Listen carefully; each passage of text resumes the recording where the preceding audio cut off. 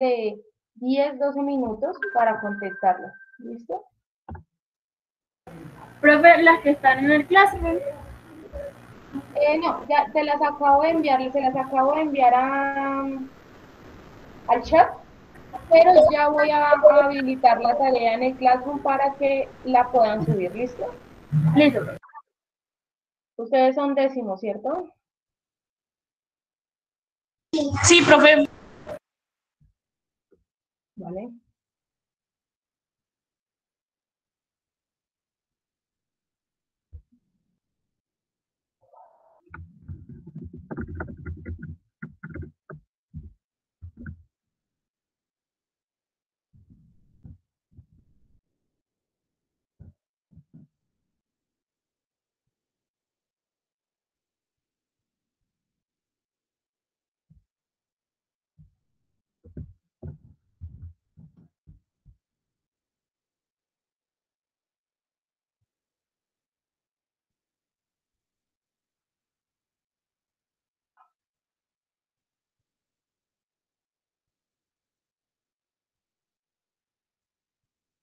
Listo, ya están en Classroom, entonces ahí ya cuando terminen de contestar las dos preguntas pueden subirlo a Classroom.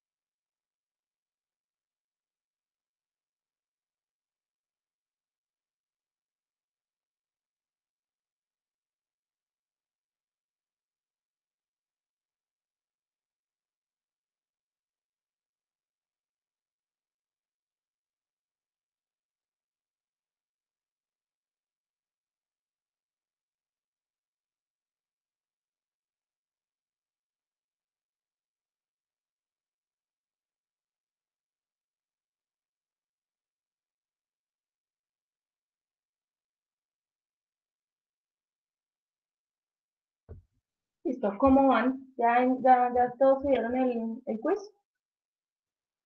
Profe, yo ya terminé. Listo. Sí, profe. Vale, perfecto. Entonces vamos a iniciar. Para el día de hoy les traigo un ensayo. Yo no sé si de pronto con ustedes el semestre pasado ya lo leímos, o los que tuvieron clase conmigo. Entonces esta vez le vamos a dar un enfoque diferente. ¿Listo?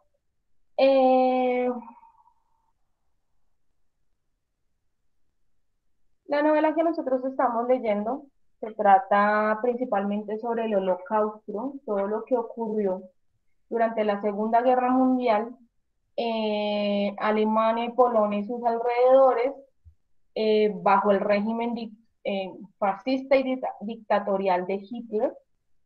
eh, que tenía una gran como repulsión hacia los judíos, al punto de quererlos exterminar, siendo el culpable de uno de los mayores genocidios de la historia de la humanidad moderna, por lo menos.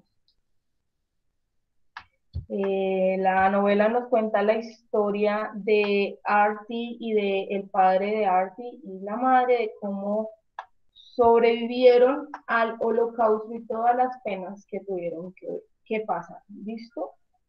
Alemania no gana la Segunda Guerra Mundial. Alemania se rinde en abril, bueno, de marzo o abril de 1945, y la guerra termina en agosto de 1945. Alemania se rinde, pero Estados Unidos sigue atacando y Japón, ese no es uno de los países que resultan más damnificados también al final. ¿Alguien sabe por qué razón se terminó la Segunda Guerra Mundial?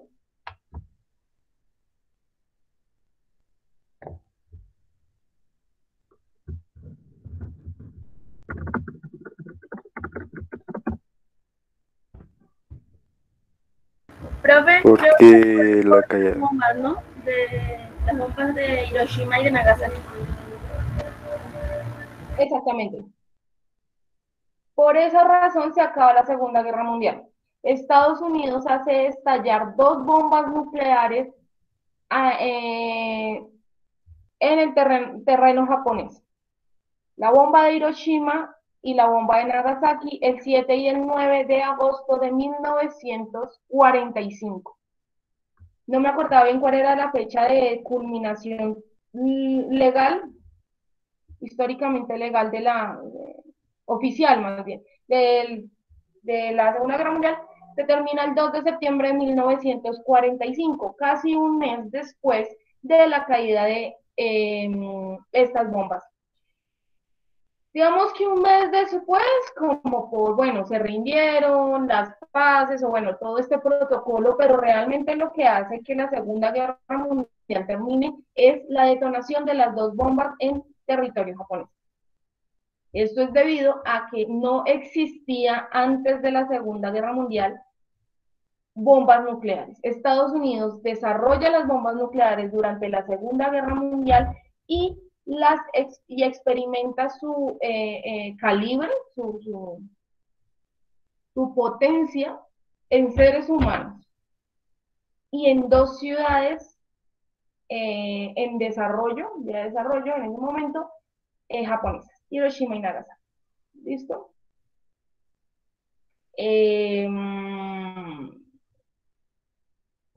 ¿Qué podía hacer? Bueno, Alemania ya se había rendido, pero ¿qué podían hacer los demás países después de esto?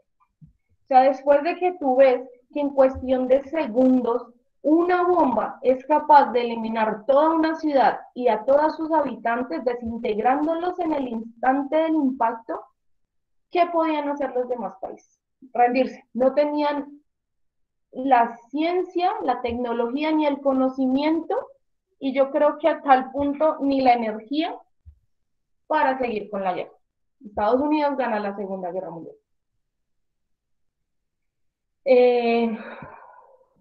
Para ese momento Hitler ya se había suicidado, para tips como cositas históricas que voy votando. No me acuerdo cómo es que se llaman los aliados, invaden Alemania, tumban a Hitler y antes de ser capturados, él se pega un tiro en la cabeza. Él decide suicidarse antes de ser condenado por sus crímenes de guerra y pues también por orgullo, ¿no? O sea, prefiere morir antes de enfrentar la realidad. Con la caída de Hitler, los aliados entran a Alemania, entran a Polonia y se enteran de lo que se creía que era solo un rumor, los campos de concentración. Tema principal en nuestra novela. Durante la Segunda Guerra Mundial se creía, se había escuchado, ¿sí?, de campos de concentración, pero la mayoría de los mismos alemanes y casi de los mismos nazis pensaban que era un mito. Realmente no creían que fueran capaces de meter a gente a cámaras de gas para morir o dejarlos morir de hambre y bajo condiciones paupérrimas, inhumanas. Cuando llegan los aliados, entran, rescatan, empiezan a sacar gente con serios problemas de alimentación en los huesos, literalmente en los huesos forrados, y empiezan a excavar para encontrar centenares y centenares de cuerpos apilados. A raíz de esto y de otros múltiples hechos barbáricos, ¿cómo se llama eso? Delitos de guerra, que no solamente ocurrieron en Japón, que no solamente ocurrieron en Alemania y en Polonia, sino que también los japoneses cometieron contra los coreanos y mil y un cosas más. Se crea la nación de los derechos humanos. Antes de la Segunda Guerra Mundial no habían derechos humanos. Pero bueno, el daño colateral psicológico y cultural que causó la Segunda Guerra Mundial todavía la vivimos. Corea y Japón jamás han podido hacer las paces completamente. Los actos de barbarie que cometió Japón hacia las mujeres coreanas es uno de los episodios de feminicidio más grandes creo que ha habido, o si no, por lo menos debe estar punteando. Y tenemos el tema de la creación de las guerras, de las bombas atómicas. Después de la Segunda Guerra Mundial llegó la Guerra Fría, guerra en donde no hubo un solo estallido, donde no hubo ni un solo enfrentamiento físico, pero donde las grandes potencias como Rusia, Japón, Estados Unidos, el Reino Unido, Inglaterra, estaban súper tensionadas todo el tiempo de que fueran a ser bombardeados. Ese miedo lo que hizo fue llevarlos a construir eh, muchas armas y a dotarse de armas. ¿Sí? El avance tecnológico durante la Segunda Guerra Mundial es el primer paso que dio la humanidad hacia lo que ahorita conocemos como smartphones, como internet, red satelital, todo. Es gracias a la Segunda Guerra Mundial y a la Guerra Fría que tuvo tantos avances tecnológicos. Avances tecnológicos obviamente enfocados a la guerra que ahorita en temporada de paz es utilizado para otras cosas, pero también el arsenal nuclear que creció y se creó durante esos años es monumental. Y es armas nucleares que hasta el día de hoy aún existen. Que hasta el día de hoy ya se ha creado la bomba H, que se dice tiene como 100 veces, si no es que más, el potencial de la bomba que destruyó Hiroshima y que destruyó Nagasaki. ¿Sí? ¿A qué va todo eso? Hoy les traigo un ensayo, es un ensayo de Gabriel García Márquez, que toca el tema de el problema que está debajo de nosotros, que es el armamento nuclear. En el momento en que a las grandes potencias se les ocurra crear una guerra o bombardear a alguno de sus enemigos, como es en el caso de el dictador norcoreano, que es uno de los, primero, es uno de los hombres, uno de los dictadores norcoreanos más crueles que ha existido, y el que varias veces ha hablado de guerras. Y ya no van a ser guerras con fusiles, van a ser guerras con bombas nucleares. Se sabe que la bomba nuclear de Hiroshima y Nagasaki afectó hasta 3 generaciones de, esos, de los que lograron sobrevivir a esa bomba. La radiación fue tan fuerte que llegó a afectar hasta los nietos de las personas, naciendo con malformaciones, acortándole las vidas, generándoles mutaciones, mutaciones como cáncer, tumores visibles, ¿sí? Nacer con más extremidades de las normales, con menos. ¿Sí? Ahora imagínense una guerra, ¿vale? Entonces, lo que vamos a hacer es que les voy a compartir por pantalla, me van a decir si...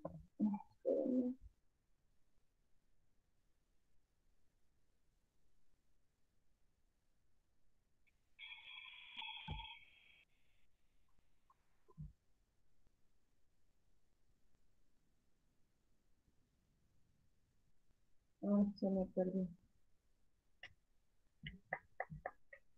Espérame un momento, lo busco.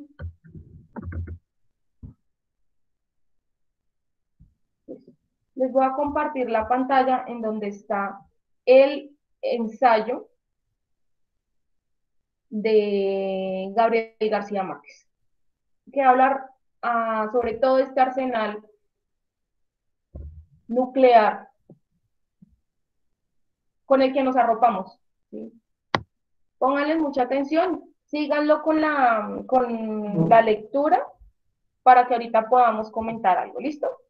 No es largo, no es complicado, no es un ensayo, es un ensayo literario, no es un ensayo académico, entonces no es tan difícil de entender, ¿listo? De hecho, no es nada difícil.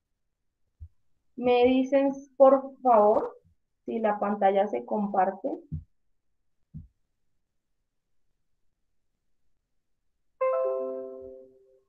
Listo. ¿Pueden ver la pantalla? Sí, profe. Listo. Entonces, voy a empezar a leer.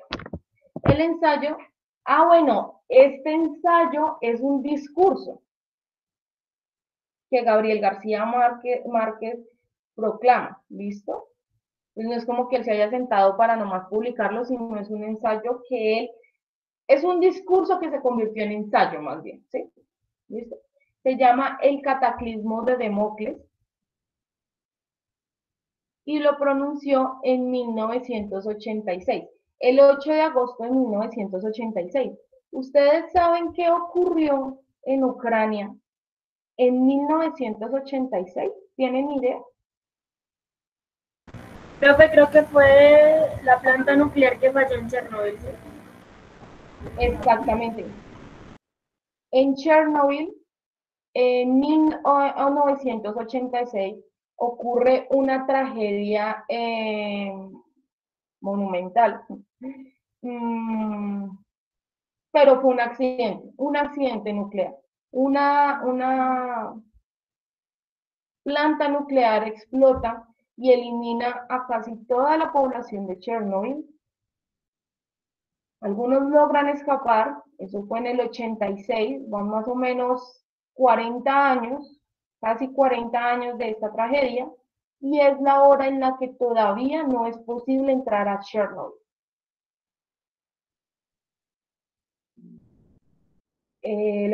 Ocurrió lo mismo, los sobrevivientes tuvieron a sus hijos, nacieron con mutaciones, eh, se cree, o se dice, hace poco leía algo que decía que si tú llegas y entras a Chernobyl no puedes pasar más de no sé cuántos minutos porque inmediatamente ya tu ADN ha sido modificado. El cáncer es una mutación, y es una mutación cuando nuestro ADN se ve interferido, ¿sí? Entonces, automáticamente ya, si de pronto no se acaba de desarrollar en ti, vas a tener problemas a la hora de tenerlo. ¿Listo? Este discurso tuvo que tener relación con eso. No lo dice acá, no dice, bueno, esto es por Chernobyl, pero habla sobre las consecuencias y sobre el gran peligro que tiene ahorita la humanidad, sobre la que está durmiendo la humanidad. ¿Listo? Entonces, voy a leerlo y ustedes lo siguen con la mirada. El cataclismo de Demócrates. Gabriel García Márquez, 8 de agosto de 1986. Miren, 8 de agosto. La fecha, el día siguiente a la primera, o sea, del aniversario de la explosión de la primera bomba nuclear. El 7 de agosto del 45 estalló la primera bomba en Hiroshima. El 9 en Nagasaki. Es un texto que él crea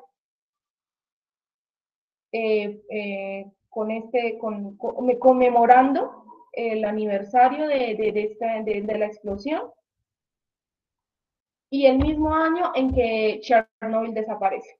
Pues las personas de Chernobyl, porque Chernobyl pues todavía existe. 8 de agosto de 1986.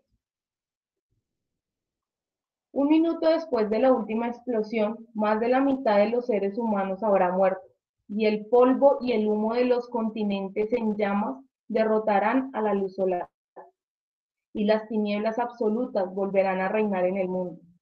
Un invierno de lluvias anaranjadas y huracanes helados invertirá el tiempo de los océanos y volteará el curso de los ríos, cuyos peces habrán muerto de sed en las lagunas, en las aguas ardientes, y cuyos pájaros no encontrarán el cielo. Las nieves perpetuas cubrirán el desierto del Sahara. La vasta Amazonía desaparecerá de la faz del planeta destruida por el granizo. Y la era del rock y de los corazones trasplantados estará de regreso a su infancia glacial. Los pocos seres humanos que sobrevivan al primer impacto y los que hubieran tenido el privilegio de un refugio seguro a las 3 de la tarde del lunes aciago de la catástrofe magma, solo habrán salvado la vida para morir después, pero por el horror de sus recuerdos. La creación habrá terminado. En el caos final de la humanidad y de la humedad y las noches eternas, el único vestigio de lo que fue la vida serán las cucarachas. Señores presidentes, señores primeros ministros, amigas, amigos, esto es un mal plagio del delirio de Juan en su destierro de Patmos. Sí, bueno, esto no es un mal plagio del delirio de Juan en sus destierros de Patmos, sino la visión anticipada de un desastre cósmico que puede suceder en este mismo instante, la explosión, dirigida o accidental, de solo una parte mínima del arsenal nuclear que duerme con un ojo y vela con el otro en la Santa Bárbara de las grandes potencias. Así es, hoy, 6 de agosto de 1986, existen en el mundo más de 50.000 ovejas nucleares emplazadas. En términos caseros, esto quiere decir que cada ser humano, sin excluir a los niños, está sentado en un barril con unas 4 toneladas de dinamita, cuya explosión total puede eliminar 12 veces todo rastro de vida en la Tierra. La potencia de aniquilación de esta amenaza colosal que pende sobre nuestras cabezas como un cataclismo de Damocles plantea la posibilidad teórica de inutilizar 4 planetas más de los que giran alrededor del Sol y de influir en el equilibrio del sistema solar. Ninguna ciencia, ningún arte, ninguna industria se ha doblado a sí misma tantas veces como la industria nuclear desde su origen, hace 41 años, ni ninguna otra creación del ingenio humano ha tenido nunca tanto poder de determinación sobre el destino del mundo. Despilfarro nuclear.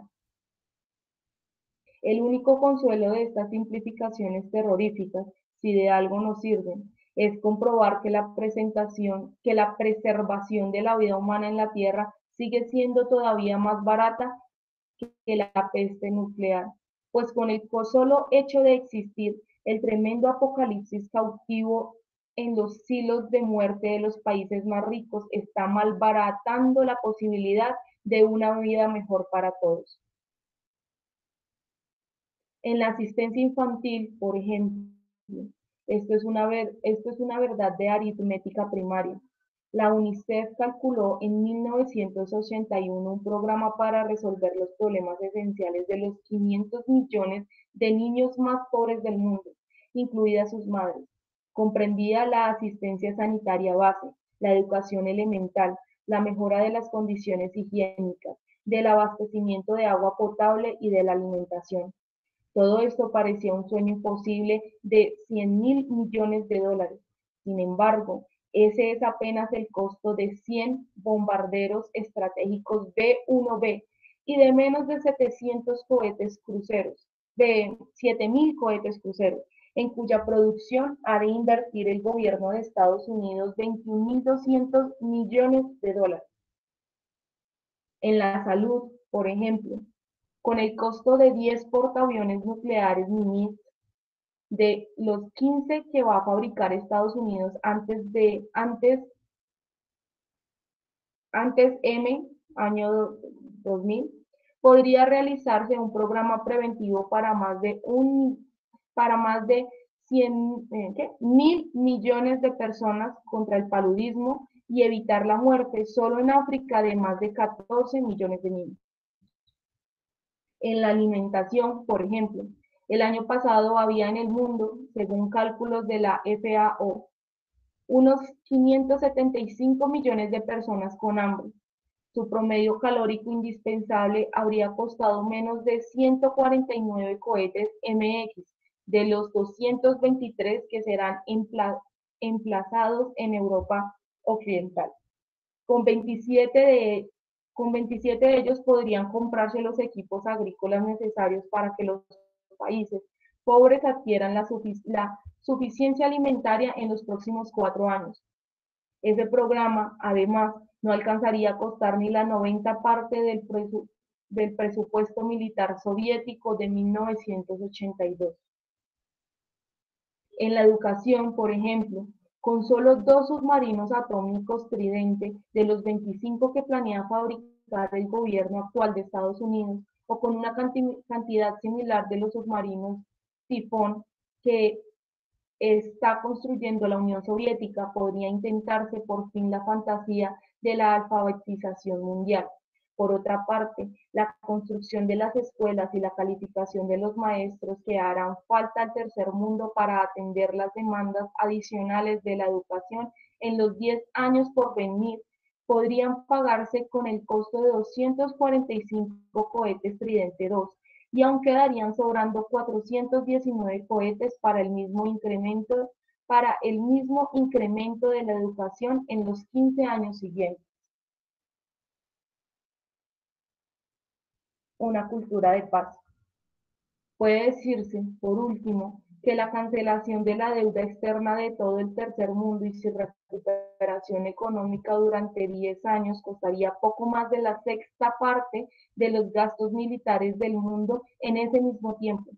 Con todo, frente a este despilfarro económico descomunal, es todavía más inquietante y doloroso el despilfarro humano. La industria de la guerra mantiene en cautiverio al más grande continente de sabios jamás reunidos para empresa alguna en la historia de la humanidad. Gente nuestra, cuyo sitio natural no es allá sino aquí, en esta mesa, y cuya liberación es indispensable para que nos ayuden a crear, en el ámbito de la educación y la justicia, lo único que puede salvarnos de la barbarie, una cultura de paz. A pesar de estas certidumbres dramáticas, la carrera de las armas no se concede un instante de tregua. Ahora, mientras almorzamos, se construyó una nueva ojiva nuclear. Mañana, cuando despertemos, habrá 9 más en las guardarneses de muerte del hemisferio de los ricos, con lo que costará una sola alcanzaría, aunque solo fuera por un domingo de otoño, para perfumar de sándalo las cataratas de Niágara. Un gran novelista de nuestro tiempo se preguntó alguna vez si la Tierra no sería el infierno de otros planetas.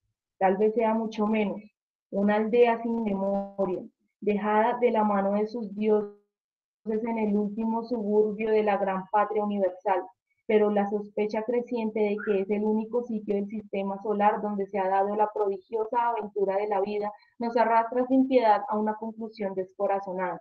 La carrera de las armas va en sentido contrario de la inteligencia. Morirse de amor. Y no solo de inteligencia humana, sino de la inteligencia misma de la naturaleza, cuya finalidad escapa inclusive a la clarividencia de la poesía. Desde la aparición de la vida visible en la Tierra debieron transcurrir 380 millones de años para que una mariposa aprendiera a volar, otros 180 millones de años para fabricar una rosa sin otro compromiso que el de ser hermosa, y y 4 eras geológicas para que los seres humanos fueran capaces de cantar mejor que los pájaros y de morirse de amor. No es nada honroso para el talento humano, en la edad de oro de la ciencia, haber concebido el modo de que un proceso multimilenario tan dispendioso y colosal pueda regresar a la nada de donde vino por el arte simple de oprimir un botón.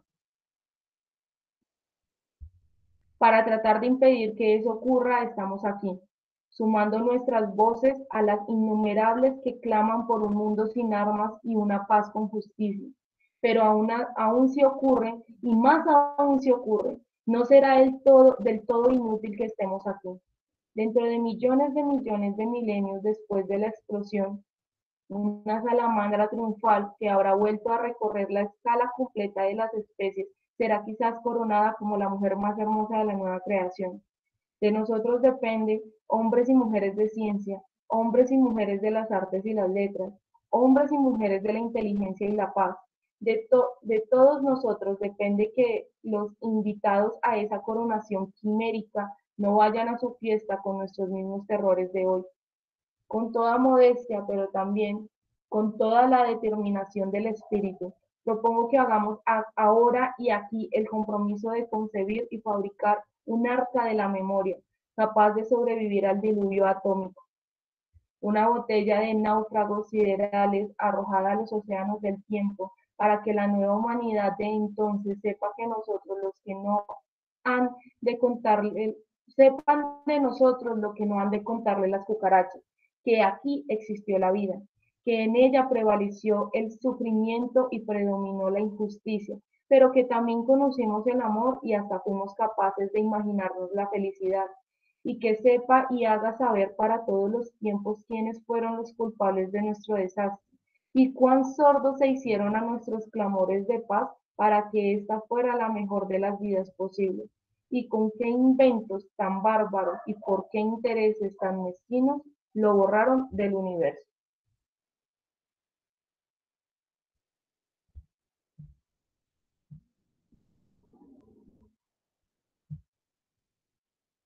Profe, ese ensayo ya lo habíamos leído. Creo que si estuvieron conmigo en la clase en el año pasado, yo leí ese ensayo a algunos estudiantes el semestre pasado, pero no sé si con ustedes lo leí.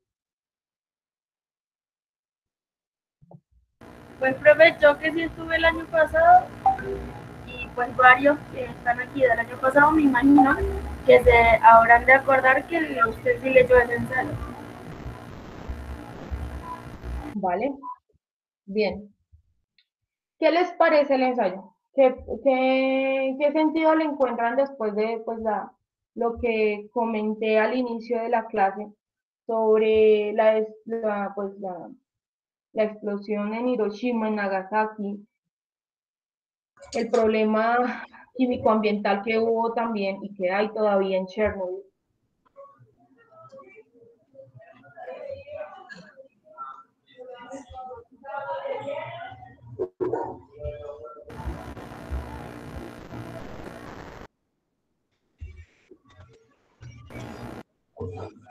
¿Nada? ¿No les queda nada del ensayo que leímos? Pues, profe, yo creo que ese discurso lo hizo Gabriel García Márquez, ¿cierto? Sí, sí, Sí. señora. Pues, no sé, yo pienso que, pues, aparte de tantas cosas que vio, bueno, vio o vivió, de pronto no las vivió, pero pues en ese tiempo existió cuando pasaron tantos desastres, o sea, la Primera, la Segunda Guerra Mundial, después la bomba de Hiroshima y Nagasaki, Chernobyl, pero fueron tantas cosas que de pronto lo llevaron a él a expresarse de esa manera en ese discurso, porque fueron unas cosas tras otra y desastres mundiales muy grandes. Y pues Sí, claro, algo la que, barbaridad sí, de y las algo guerras que es...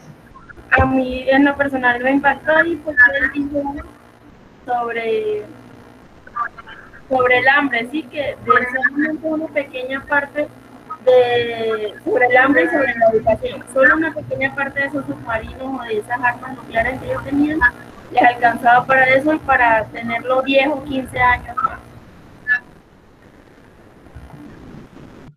Sí, el despilfarro de la guerra. ¿Ustedes saben cuánto cuesta cada cartucho, cada bala con la que entrenan aquí en Colombia al ejército? Cada balita de esas cuesta 3.000 pesos, 4.000 pesos. Puede que no suene mucho, pero solo en adiestrarlos, eso es, no es una bala y pum, ya, sino son esas de las metralletas, la que, que está todo el tiempo. Cada una cuesta 4.000 pesos. Ahora, ¿cuántas no se necesitan? Solamente cuando van a entrenarlos. Multipliquen y cuánto no se podría hacer con ese dinero para ayudar a tanta gente que necesita estudio y necesita alimentación y hogar aquí en el país, sin necesidad de irnos a Europa, sin necesidad de irnos a Asia, sin necesidad de irnos a otro país latinoamericano, sino aquí lo que está ocurriendo en Colombia. Amy, Nicole, ¿te ibas a decir algo? Levantaste la mano.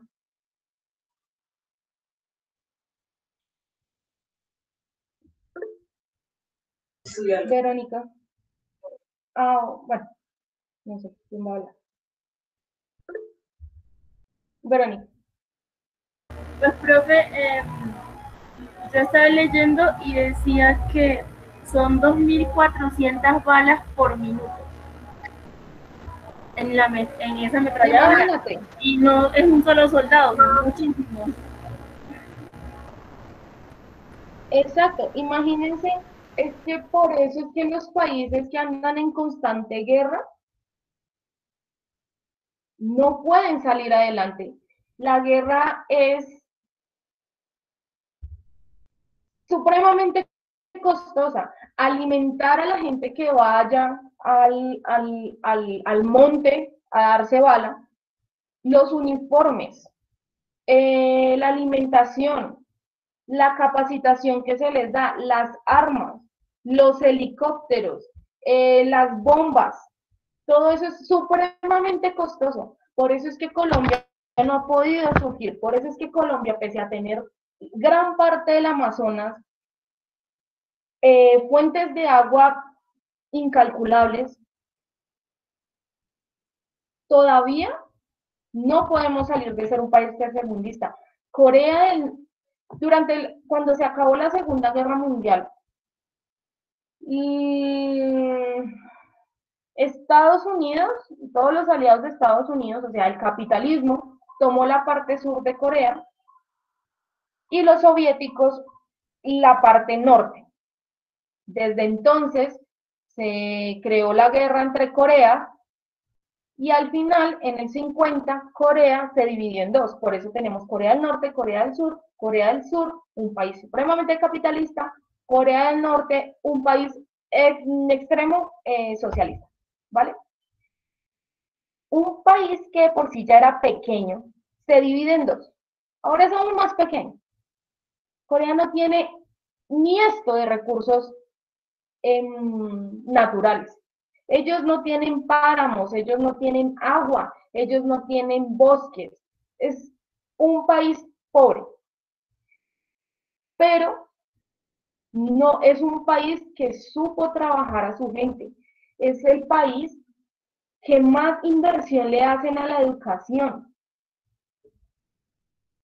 Se cree, o sea, yo me imagino que debe ser potencia en educación. Allá, 9 de cada 10 estudiantes terminan el bachillerato y como que 6 de cada 10 estudiantes entran a la universidad. Tienen los mejores médicos, el mejor personal en cualquier área.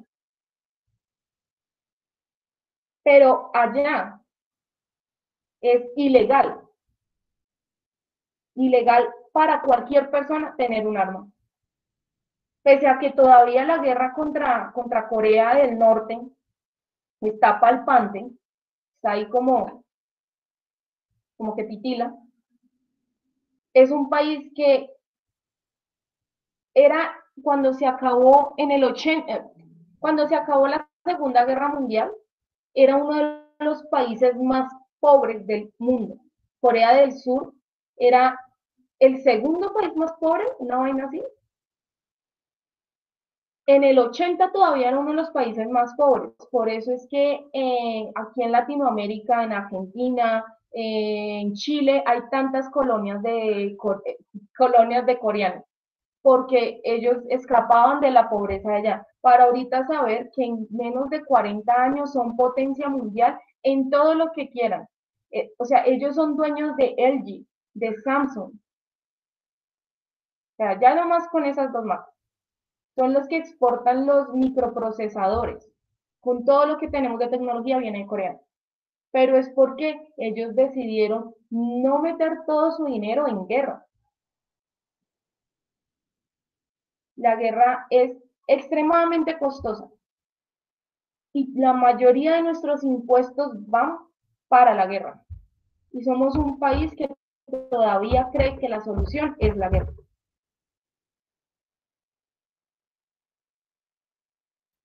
cuando hay miles y miles de niños sufriendo de hambre en el Chocó, sufriendo de hambre aquí, donde nuestros indígenas también están muriendo, donde en La Guajira, por periodos muy extensos, deja de llegar el agua, donde no hay un servicio de vacunación todavía para el total de nuestra población. Y no hablo de la vacuna ahorita del COVID, hablo de las vacunas que a nosotros de pronto sí nos han podido poner desde pequeños, ¿sí? Desde la malaria y todo eso. La guerra es extremadamente costosa y todavía estamos en ella. Lo mismo que le pasa a El Salvador, lo mismo que pasa en Colombia, en,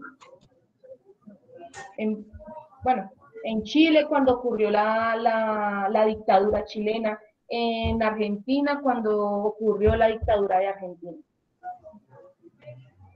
Y si se han dado cuenta, en el momento en que decidieron votar armas, o sea, no seguir como con esta guerra, Chile y Argentina salieron a flote.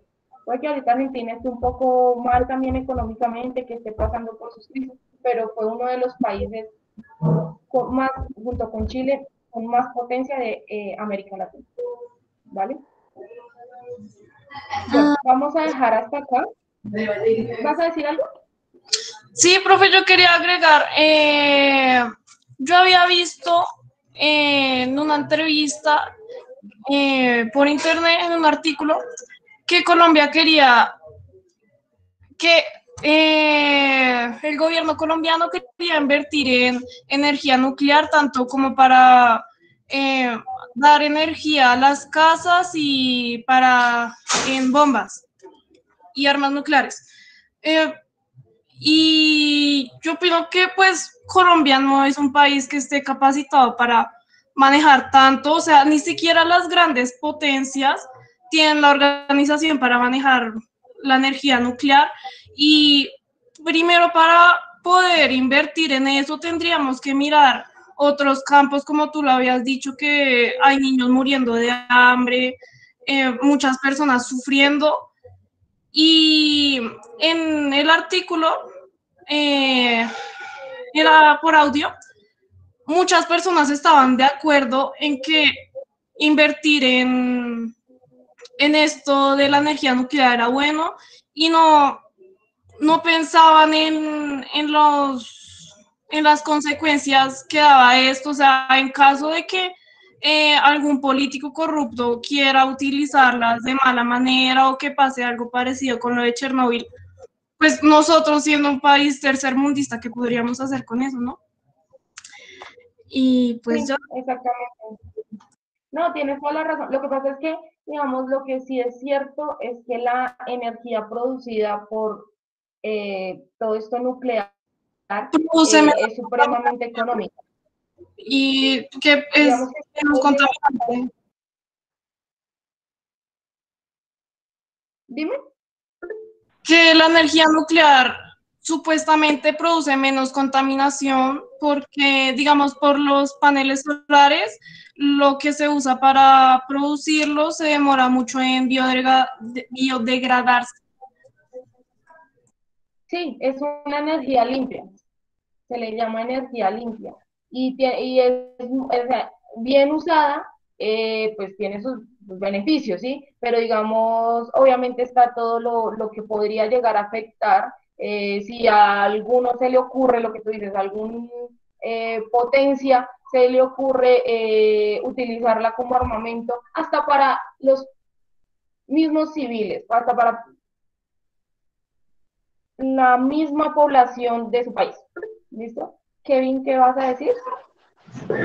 Profe, yo creo que al gobierno o sea, prácticamente no le importaría si gastaría en armas nucleares, porque casi siempre, toda la vida, han vendido Colombia.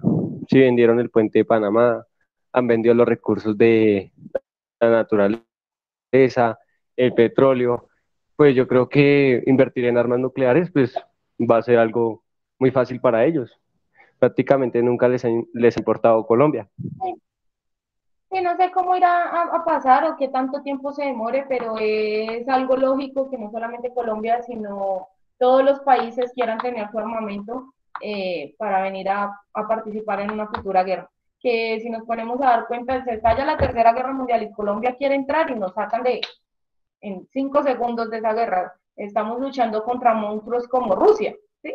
¿Qué Sí, se va a obvio, profe, enfrentar eso es como, Rusia? Pero eso es igual sí, como, lo intentarían, desafortunadamente. Lo intentaríamos, o nos obligarían más bien, pero sí. Bueno, dejemos hasta acá porque ustedes ya tienen la otra sí, clase profe, y yo ya también tengo que irme para la clase. Entonces, por favor, recuerden, tienen plazo hasta el viernes de subir el primer taller. Y en el transcurso de esta semana y la otra les estoy subiendo el segundo taller que tiene que ver con la segunda parte de Maus. La próxima vez que nos veamos ya deben tener toda la novela leída, ¿sí? Si leyeron y vieron el comunicado que se les envió, dentro de 8 días ustedes van a tener clase común y corriente, pero dentro de 15 días, no.